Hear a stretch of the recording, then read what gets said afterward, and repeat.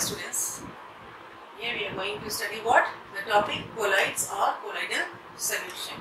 Okay, so true solution, suspension, you all know true solution, the size of the particles in that is less than 10 to the power minus 7 centimeter. In colloidal solution, which we are studying today, its size is between 10 to the power minus 7 to 10 to the power minus 5 centimeter. In suspension, the size is more and it is greater than 10 to the power minus 5 centimeter. In solution, we had seen or we know that what happens as the size is too small, it totally mixes with the this particle mixes with the solvent, isn't it? In which it is being dissolved. Like I had said to you the example of water, sugar and water. This is what a true solution, because what happened? Sugar totally dissolves in that in the true solution and a clear solution is formed. But in case of colloidal solution, you can see the particles are bit. You can take the example of milk or blood. Okay. So in this you can see the size is comparatively larger than the true solution particles. So here it will not form a homogeneous mixture like in case of true solution. It will form a heterogeneous mixture because its size is more, isn't it? But in this size is more, but it is not so big, so it is evenly distributed throughout the medium. So what is a colloidal solution? It is a heterogeneous mixture in which solute particles having size between 1 nanometer to 100 nanometer are evenly distributed. It is evenly distributed throughout the bulk of the medium. Because you can see in milk consists of fats, isn't it? And proteins, but what happens? You can't see it. But when you want to see it through the microscope, you can see the particles, because these particles are considerably of a larger size than this true solution. These are present in this medium. That's why we say in colloidal solution the components are separated in two phases, that is the dispersed phase and the dispersion medium. Okay, I'll come to this later. Okay, suspension, in this we can see that size is too much. I said to you, in this what happens? These are so big enough, like you can take the example of sand and water. Okay, so this is too big enough, and as a result, when we add it in water, we can see the sand particles totally throughout the bulk. We can see it with our eyes. Okay, so here, and it settles down also if it is undisturbed. So suspension, in this the particle size is too big. Okay, it can't form a solution.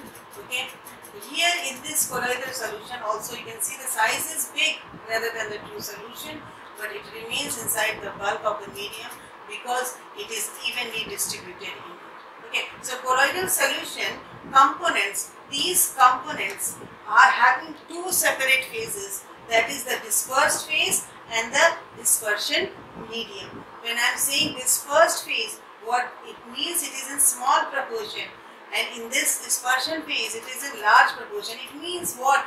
This dispersed phase means this is being added in this medium. Okay, so you can, for your easy to study, you can compare it with the solute and solvent also. This can be said about the solute, because solute is present in less amount and solvent is present in more amount, isn't it? So we can see in that for our easy concept. Okay, so here in this it is in small proportion, in this it is in larger proportion. Like simple, if I am saying milk, okay, here the dispersed phase will be what?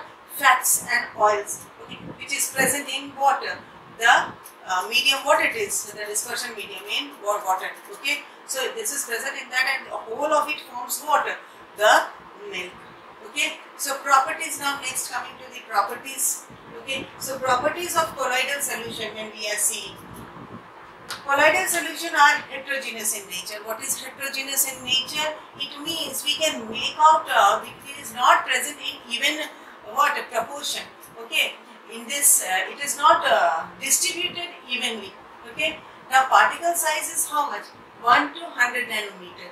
Okay, here if you want to filter it, like milk, if you want to filter it with the filter paper, you are simply using the filter paper. Can you filter this? I think so. Whole of the colloidal solution will be passed through the filter paper. Okay, we will not get any residue or filterate. But yes, if we use a ultra filter paper, okay, then yes, its components can be separated. The colloidal solutions component can be separated. Okay, in the okay. Now next is, it is quite stable. Why we are saying it is quite stable? When you keep the milk, okay, as it is, do you see that anything has been settled down? No, isn't it? So here we can see it is quite stable, because this is stable, totally pure solution, because nothing settles down. Here we are saying quite stable, okay, because it will settle if we centrifuge it, okay. Now next is suspension. It settles down, so it is totally unstable, okay. This is stable, this is quite unstable, this is quite stable, and this is totally unstable, okay. Now Tyndall effect. What is Tyndall effect? It is what? Scattering of light, okay. So when light is passed through it, what happens through a colloidal solution? It scatters the light, okay. You can do this experiment at home also. You can try it, okay. You take a glass of milk in a transparent glass and pass light through it, okay. You will see what? It scatters the light, okay. And so it shows what? The Tyndall effect. Best examples of Tyndall effect, again I can say the canopy of the trees, in which you can see the rays of the sun entering in it, and it just gets scattered. One more simple example you can see of the dark room. From the window, if it has got a small hole, what happens? The light enters from it in the dark room, and it just gets scattered, and that is what the Tyndall effect, okay. Now it can be seen through the ultra microscope. Here when we are seeing milk, we can't take out, or you can say blood also very easily, okay. Blood, you all know, it consists of what? RBC plasma, WBC and platelets. Can you make out this RBC and WBC and platelets? They are all in the solid form, which is present in the plasma of the blood, okay. It floats with the plasma, this RBC, WBC and platelets, okay. So here these are all in solid form, but the size is between 10 to the power minus 7 to 10 to the power minus 5, so we can't make it from our eyes, okay. But when we are seeing it through the ultra microscope, okay, we can see, yes, this RBC, its size shape, WBC, its size shape, and this platelets which are being in it, which is present in the plasma content of the blood, okay. Now Brownian motion. Brownian motion is what? It is the zigzag motion, okay. So this colloidal particles, it doesn't have any specific direction of movement. It follows the zigzag pattern, and that is what? The Brownian movement, okay. Now it can diffuse easily. It is not that they can't diffuse, okay, from the higher concentration to the lower concentration. Last is, it settles down by high speed centrifuge. Just take the milk or take blood, just centrifuge it. Naturally what will happen, we will see something settling down. So we are saying it is quite stable. We are not saying that it is totally stable in nature, okay. So now let us study some types of colloidal solution, okay. In this, I said to you, colloidal solution consists of what? Dispersed phase and dispersion medium, okay. Here type I have written, and here examples are there of this colloidal solutions, okay. So first we are seeing what? When liquid is present in gaseous medium, okay, because liquid is here the dispersed phase, and dispersion phase is what? Gas. That type of colloidal solution is called as aerosol. An example you can see of fog, mist and clouds, okay. In this, what has happened? Liquid has been present in what?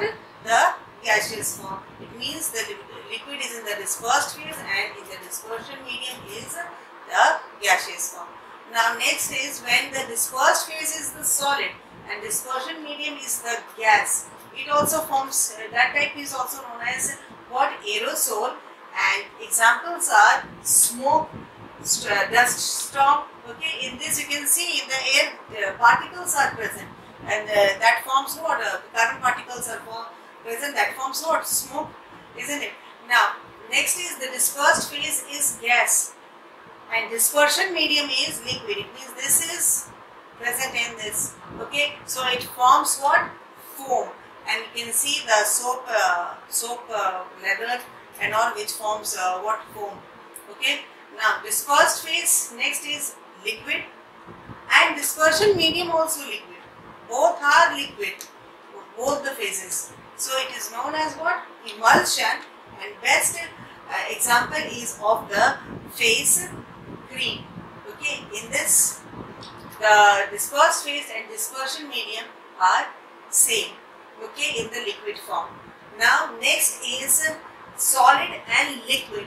Okay, solid and liquid, you can see we say that type as sole, that is the starch sole and muddy water. Okay, in this solid is present in case of what? Liquid. Now take this next is the gas in solid. Okay, so that is called as what? Solid foam, and you can see the example of what? Sponge or the rubber, foam rubber. Okay, now next is the dispersed phase is the liquid, and the dispersion phase is the solid, and this forms the gel. You all know what is gel. Okay, so here you can give the example of what? Butter, cheese and all. And when solid is present in solid, it forms solid sole like milky glass, colored gemstones. You can say, okay, in this solid is present in solid itself. Okay, some alloys also you can take the example. Okay, so this is all for today. Take care.